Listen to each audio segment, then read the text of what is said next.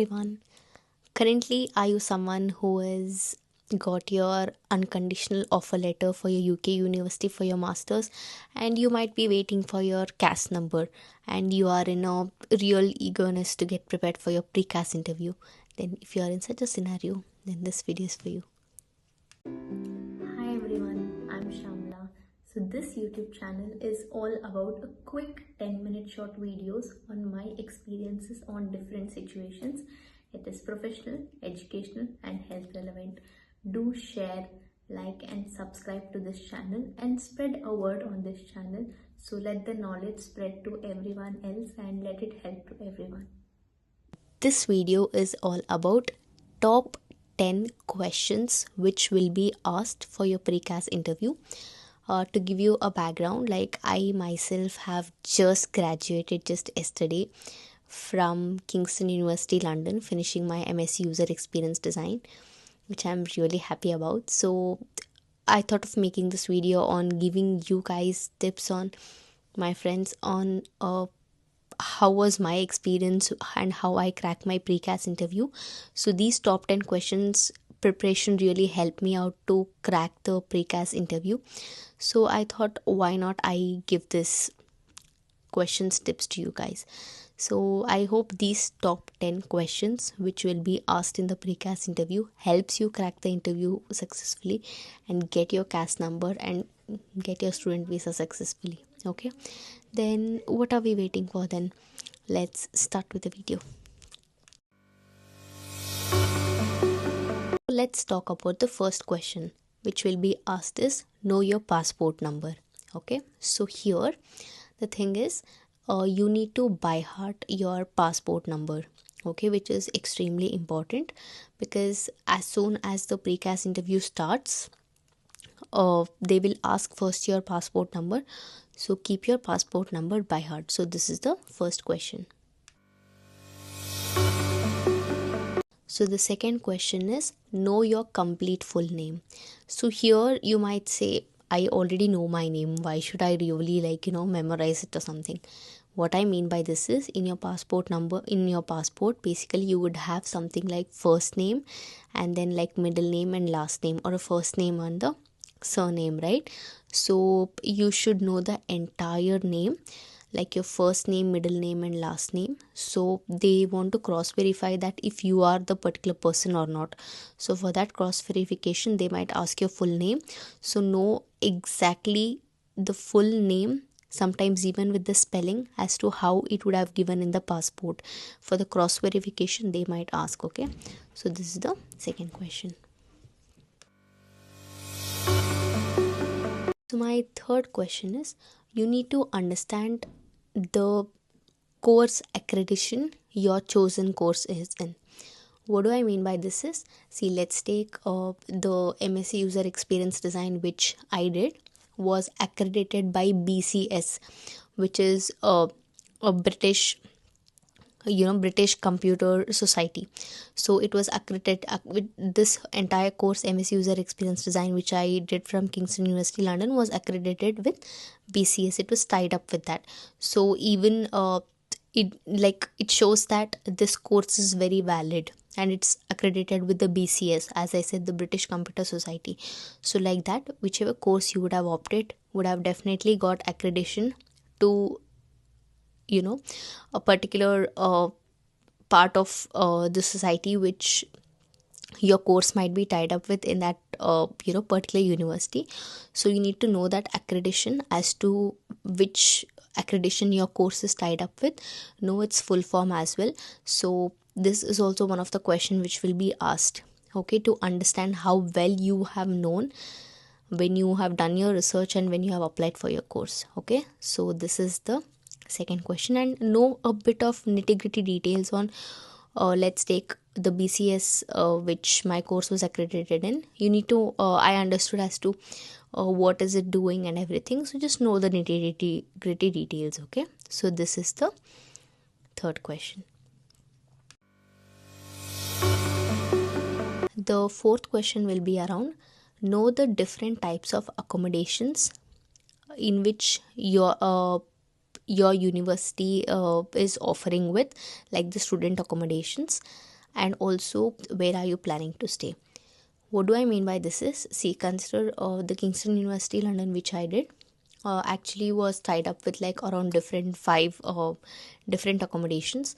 So I knew, I got to know all the different names of the accommodations and where is its location. And also I even learned on where am I planning to stay, to which accommodations. Like I personally stayed in Seething Wells, which was one of the student accommodations as part of my university, and I even got to know as to where is its location and why I chose that particular accommodation itself over the other four accommodations. So like that, you need to know all these things, so they'll get a clarity as to, you know, where are you staying, why you are staying, and what is the reason for you to stay. My personal reason was, in order to save up money, I actually chose for the student accommodations.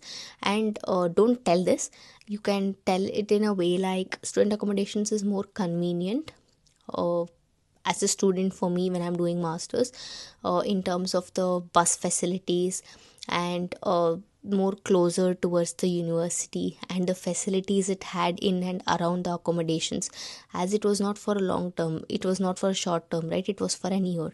So all these facilities triggered me and it initiated me to go ahead with the accommodations which I chose. So in such a way you can answer. Okay, so know all the different types of accommodations to whichever you, this is one of the example I gave as per my university. So whichever university you're looking into, know its student accommodations options if you're opting for student accommodations, or else but irrespective of you're staying in student accommodations or not, just know it, so they'll understand how well you have done your research.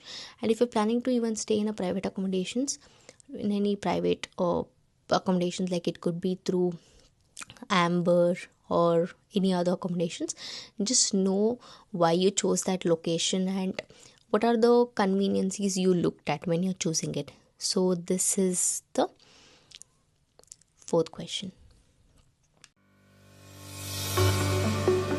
Fifth question is, what are you expecting from this course? Okay, so your answer could be, see, there could be a certain reason as to why you chose this particular course, right, to whichever you're planning to do your masters. Maybe you might be come from such a bachelor's background, or you might be really interested in going into deeper, getting deeper knowledge on that particular course. So it's very subjective, it's, you know, like personal choices, that you could actually find it more depth in the statement of purpose you would have written, right, for when you are applying for the university for your course. So know these things, you should be very clear in what are you expecting from this course. Just give like a short and sweet answer. Okay, so this is the fifth question. And the sixth question is, why did you opt UK over other countries? So here there might be particular conditions, right, as to why you chose UK over other countries. It could be in terms of the it could be in terms of the scope it had. Let's take, you're looking into, you know, MBA courses. So here UK is very apt for businesses, so that might be a reason for you. Or it's again a very personal choice, it's very subjective, so there could be a particular reason, right, as to why you chose UK over the other countries. Just go back to your statement of purpose and revise as to why you chose UK, and just self introspect yourself, so you will find your answers within yourself. Okay, so that is the next question, as to why did you opt for UK over other countries. So this is my sixth question. So the seventh question is, why did you choose this particular university? So considering you know, you would have a personal reason why you chose the university which you applied for, right? Let's take in my case it was Kingston University. Why I chose Kingston University is, the course had that particular scope, and there was good reviews from the seniors whom I spoke with and who studied from this university. uh, and also in terms of job prospects and everything, it had a great reviews. So, and also the course content which this university was offering was very aligning to what I wanted to learn from this masters. So hence I chose this university. So in such a way, you might be having a particular personal reason, so which you have to self introspect, and you can go back to your statement of purpose when you're applying for this university, so you would automatically find the answers. So this is the seventh question where you have to prepare for why you chose this particular university over other universities in UK. Okay.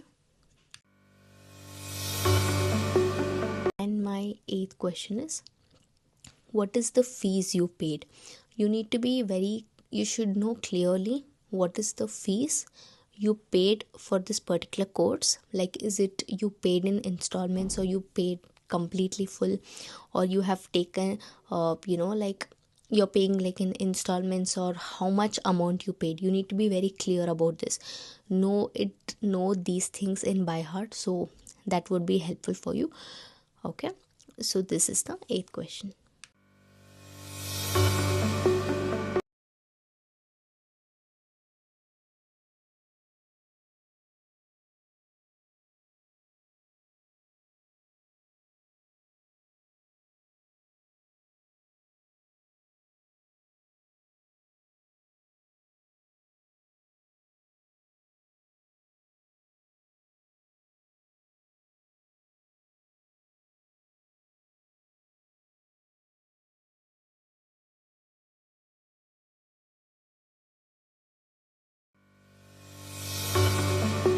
And my 10th question is, do you have a prior experience in the field your course is relevant in?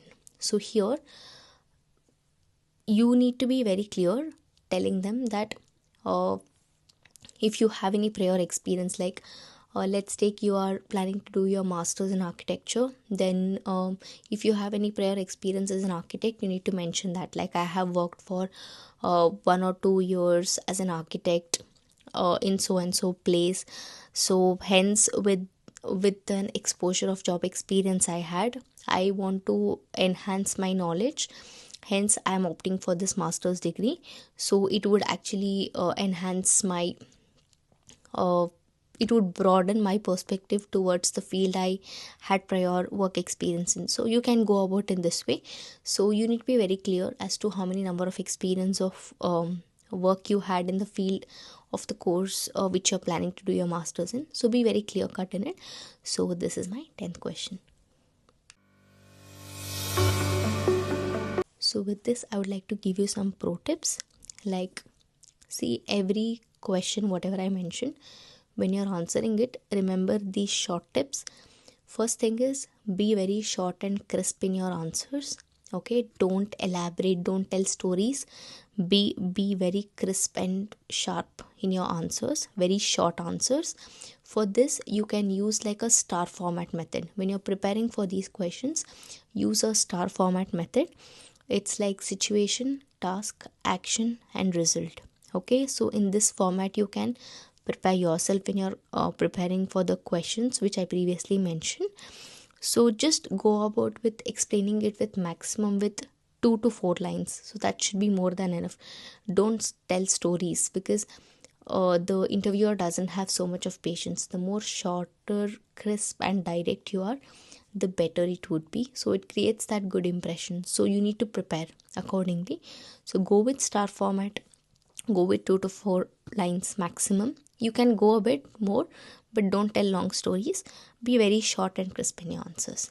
Okay, so this is some of the pro tips I would like to give. So I hope this video was helpful. These top 10 questions which would be asked in your pre-CAS interview really helped you.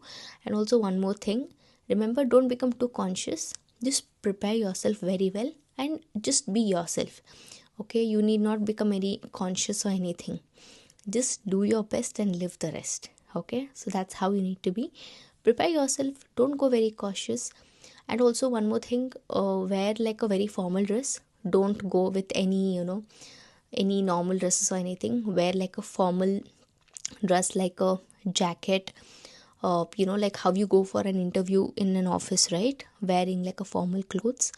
It could be like like a shirt and then like a blazer to it. So go very formal, because in the pre-CAS interview they'll tell you to turn on your video.